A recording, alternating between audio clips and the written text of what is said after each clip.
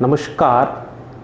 आदर्श शिक्षण संस्थान जोधपुर की ओर से आयोजित ऑनलाइन क्लासेस में आप सभी भैया बहनों का एक बार फिर से हार्दिक स्वागत, अभिनंदन। आज हम कक्षा सप्तमी की संस्कृत की पाठ्य पुस्तक रुचिरा का द्वितीय पाठ दुर्बुद्धि विनश्यति पाठ का अध्ययन करेंगे।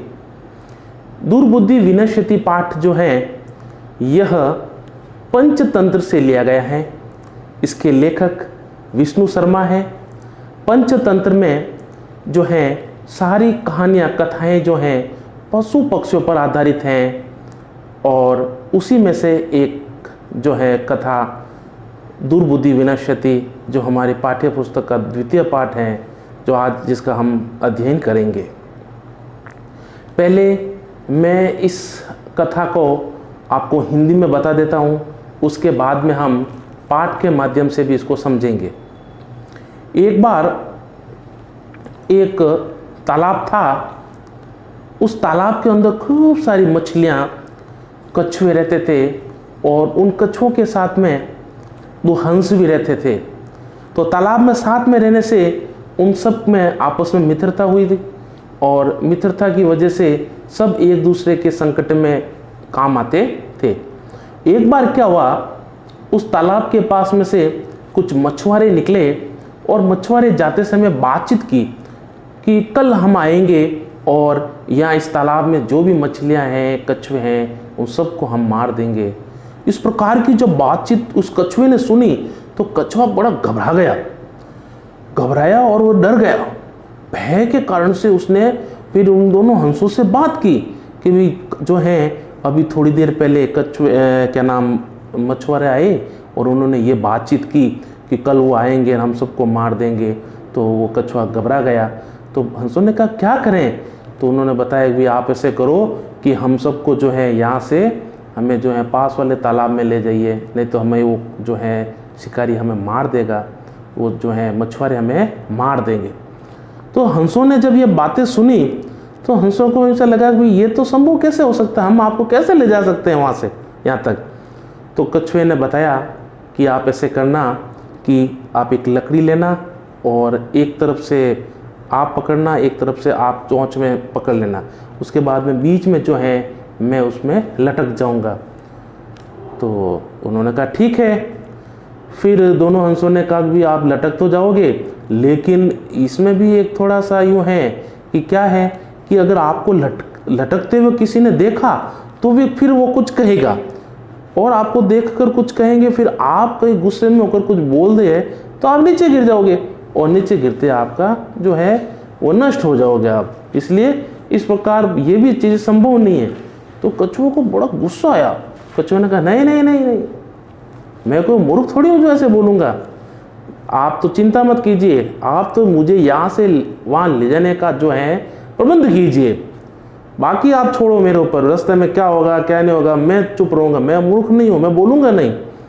ठीक है, इस प्रकार की योजना बनाई और हंसों ने एक लकड़ी ली और एक हंस ने अपने इस इधर से चोंच से पकड़ा, दूसरे ने बाईं ओर से चोंच को पकड़ा और कछुआ जो है बीच में मुंह के बल से जो है उसको मुंह से उस लकड़ी को पकड़ा और लटकता हुआ दोनों हंस जो है उड़ गए।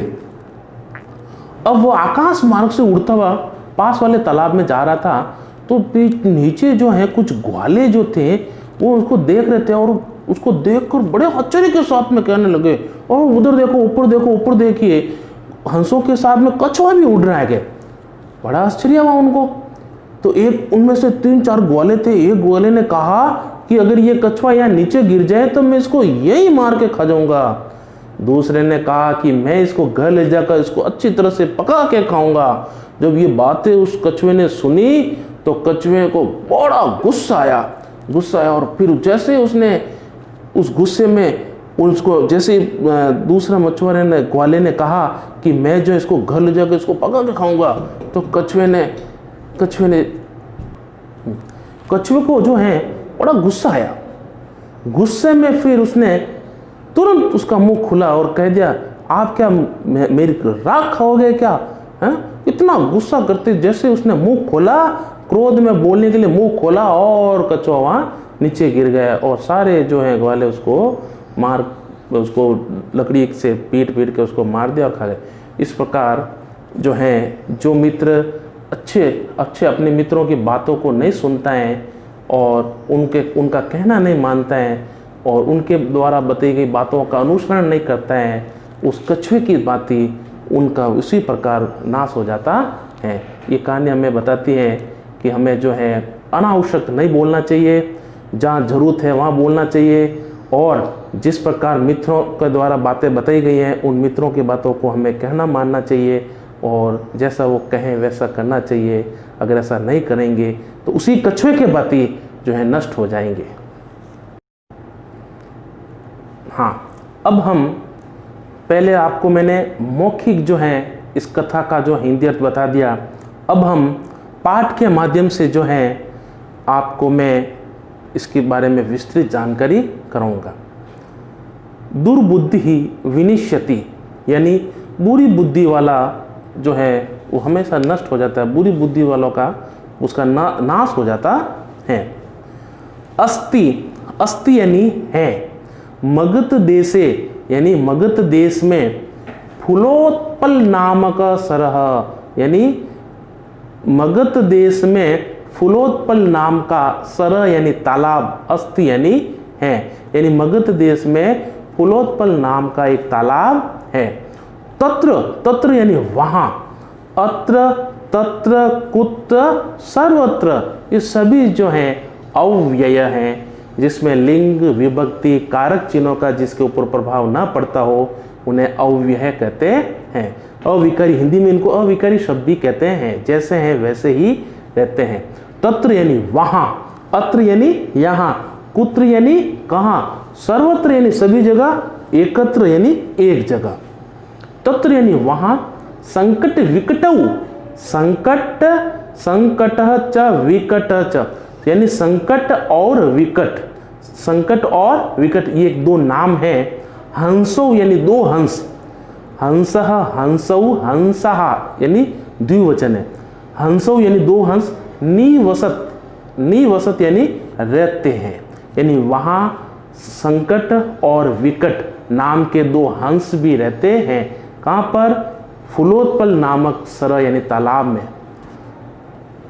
उनके साथ कंबुग्रीव नामक एक नाम है, कंबुग्रीव नाम। तयो मित्र यानी उन दोनों का मित्र, एक यानी एक, कूर्म यानी कछुआ, अपि यानी भी, तत्रेव तत्र धन एव यानी वहीं प्रतिवसति इसमें नहीं रहता था। कंबुग्रीव नामक तयो मित्र यानी उनका मित्र, एक यानी एक, कूर्म यानी कछुआ, अपि यानी भी, तत्रेव यानी तत्र धन एव, इसमें स्वर संधि है। स्वर संधि में भी इसमें जो है वह है वृद्धि संधि। तत्र धन एव, तत्रेव, अत्र धन एव, अत्रेव, सदा धन एव, सदैव। आ के सामने जब ए है या आई है तो उसका उस वृद्धि आदेश हो जाता है, आई हो जाता है। ए है तो आई हो जाएगा, यानी वहीं प्रतिवसति इसमें नहीं रहता था, यानी प्रतिवसति इसम का मतलब होता है था। अब हमने पिछले वीडियो में पढ़ा था कि 3 प्रकार के काल, मुख्य रूप से 3 प्रकार के काल होते हैं। वैसे संस्कृत में खूब सारे काल हैं, लेकिन हिंदी में जो है 3 प्रकार के होते हैं, वर्तमान काल, भूतकाल, भविष्यत काल। यानी वर्तमान काल को संस्कृत में लट लकार कहते हैं, भूतकाल को लंग लकार कहते हैं और लिरिट लकार को भविष्यत काल कहते हैं। ये हमने पिछले वीडियो में पढ़ा थे। अब अगर कहीं आदेश दिया जाता है तो उसको लोट लकार में हम कह सकते हैं, अज्ञात काल कह सकते हैं, है ना, और चाहिए के अर्थ में हम विधि लेंगे। इस प्रकार के संस्कृत में हम जब आगे अध्ययन करेंगे तो खूब सारे हमें लकारों के बारे में जानकारी भी मिलेगी। अब इसम का प्रयोग, हम तो इसम जो है ये इसका अर्थ भी था होता है, लेकिन ये भूतकाल दर्शाने के लिए कहते हैं। जब कोई घटना भूतकाल में निरंतर होती हो तो इसम का प्रयोग किया जाता है। जब कोई घटना, जैसे हम अपने छुट्टियों में से कहीं, जैसे मान लो हम जाएं और अपने स्कूल से निकले तो हम कह सकते हैं ये इस कक्षा में मैं रोजाना बैठता था, ये इस स्टूल पर मैं रोजाना बैठता था, ये मेरी जगह थी। क्यों? एक दिन तो हम बैठते नहीं थे, कल भी आए थे यहाँ बैठते थे, सोमवार को आए थे भी यहाँ, मंगलवार को यहाँ आए, बुधवार को भी आए थे, ये जगह हमारी वो थी, वैसे वैसे थे, स्कूल हमारी वो की वो है। लेकिन जो घटनाएं जो घटती थी, जो घटनाएं घटी है वो हमारे लिए निरंतर हो रही है, दोबारा होगी वो घटनाएं होगी। जिस प्रकार ये कंबुकिरू नाम का जो कछुआ था वो रोजाना उनके साथ में रहता था, उनके लिए कोई नया तालाब कोई दूसरा नहीं था, भी आज इस तालाब में गए कल उस तालाब में चले गए, ऐसा कुछ नहीं था, एक ही तालाब में रोजाना रहते थे, इसलिए यहाँ इसम का प्रयोग हुआ। हाँ, अथा एकदा धीवरा तत्र आगच्छन्, एक बार वहां धीवराहा, धीवर धीवरऊ धीवराहा यानी बहुवचन है, यानी एक बार वहां मछुआरे, धीवरा, धीवरा का मतलब होता है शिकारी। अब शिकारी जो होते हैं मछुआरे भी हो सकते हैं, उनको भी शिकारी कह सकते हैं, है ना। धीवरा यानी मछुआरे, तत्र यानी वहां, आगच्छन यानी आए। अब यहां देखो आगच्छन यानी इसमें लंग लकार का प्रयोग हुआ है। अगच्छत, अगच्छताम, अगच्छन यानी वहां आए, यानी एक बार मछुआरे वहां पर आए। कहां पर? उस फुलोत्पल नाम के तालाब के पास आए। ते यानी वे, स तौ ते, स यानी वह, तौ यानी वे दोनों, ते यानी वे शब्द। अकथयन यानी उन सब ने कहा, वयम यानी हम सब, स्व यानी कल, अद्य यानी आज, स्व यानी कल, हय यानी बीता हुआ कल, है ना। जैसे अद्य, अद्य, अद्य मंगलवासर, आज मंगलवार है। स्व का वासर, कल कौन सा वार है? स्व बुधवासर।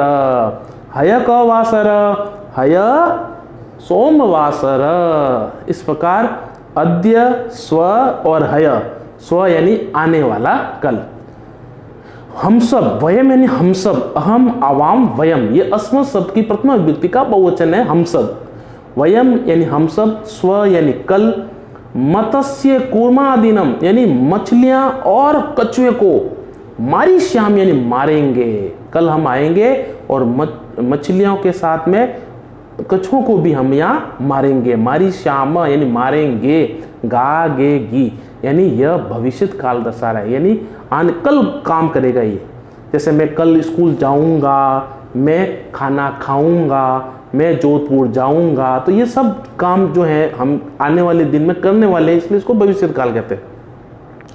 एतत् यानी यह, श्रुत्वा यानी सुनकर, श्रुत्वा में कत्वा पढ़ते हैं, करके के योग में कत्वा प्रत्यय का प्रयोग किया जाता है, यानी यह सुनकर कूर्म यानी कछुआ, अवदत यानी बोला, मित्रे अरे मित्रों, किम यानी क्या, युवाभ्याम यानी आप दोनों ने, धीवराणाम यानी मछुआरों का, वार्ताम यानी वार्ता को, श्रुता यानी सुनी, क्या आपने मछुआरों की वार्ता सुनी।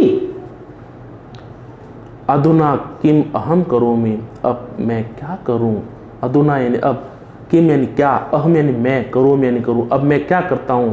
हंसौ अवदत, हंसौ अवदताम यानी दोनों हंस बोले, प्रातः यानी सवेरे, यत उचितम तत् कर्तव्यम, सवेरे जैसा उचित होगा वैसा हम कर लेंगे। कर्तव्यम क्री धातु इसमें तवियत पड़ते हैं, यानी जैसा करना चाहिए वैसा सुबह हम प्रातः काल में हम करेंगे। कूर्म अवदत्त, कछुआ बोला, मैं एवं माँ धन एवं, ऐसा नहीं। कछुए को, क्योंकि कछुए को अपनी जान प्यारी थी, इसलिए उसको ऐसा लगा प्रातः काल कब आए, उसको तो यूँ लगा अभी से अभी जो भी काम हो तो आज के आज हो जाए, अभी इसी क्षण हो तो उसको चैन मिले। तत् यथा अहम, जैसा मैं, अन्यम हृदयम गच्छामि, मैं अन्य हृदयम का मतलब था तालाब, मैं अन्य तालाब में गच्छामि यानी जाता हूँ, तथा कुरुतम वैसा तुम करो, यानी मैं अन्य तालाब में कैसे पहुंचूं उसके बारे में आपको विचार करना, वैसा आपको करना चाहिए। हंसो अवदताम, हंस बोले, आवाम किम करवाम, हम दोनों क्या करें। आवाम किम करवा वह, हम दोनों क्या करें। कूर्म अवदत, कछुआ बोला, अहम यानी मैं, युवाभ्याम यानी तुम दोनों के, सह यानी साथ, स और विना के योग में तृतीय विभक्ति का प्रयोग किया जाता है। हाँ, हंसो अवदता, हंस बोले कि आवाम किम करवाव, हम दोनों क्या करें। कूर्म अवदत, कछुआ बोला, अहम यानी मैं, युवाभ्याम यानी तुम दोनों के, सह यानी साथ, स और विना के योग में तृतीय व्यक्ति का प्रयोग हुआ है। आकाश मार्गेण यानी आकाश मार्ग से, अन्यत्र यानी अन्य जगह, गंतुम यानी जाना, इच्छा में जाता हूँ। मैं जो है आकाश मार्ग से अन्य जगह जाना चाहता हूँ, ये मेरी इच्छा है कि मैं आकाश मार्ग से जो है आप दोनों के साथ में, आप दोनों की सहायता लेके जो मैं अन्य जगह, हृदयम यानी तालाब, अन्य तालाब में जाना चाहता हूँ। आज हम जो है इतना ही पढ़ेंगे और इससे संबंधित कुछ आपको मैं शब्दार्थ दूंगा। उन शब्दार्थों को आप कक्षा कार्य लगाकर करना। और जो ये मैंने आज पढ़ाया है पैराग्राफ, इस पैराग्राफ का आप जो है अस्थि से लगाकर उसको डॉट डॉट करके इच्छामि तक, इतना सा पैराग्राफ जो है 5-6 लाइन होगी, 6 से 7 लाइन होगी। उन 7 लाइनों का जो है आप हिंदी अर्थ लिखेंगे। ये आपका गृह कार्य है और कक्षा कार्य में आप शब्दार्थ करेंगे। धन्यवाद।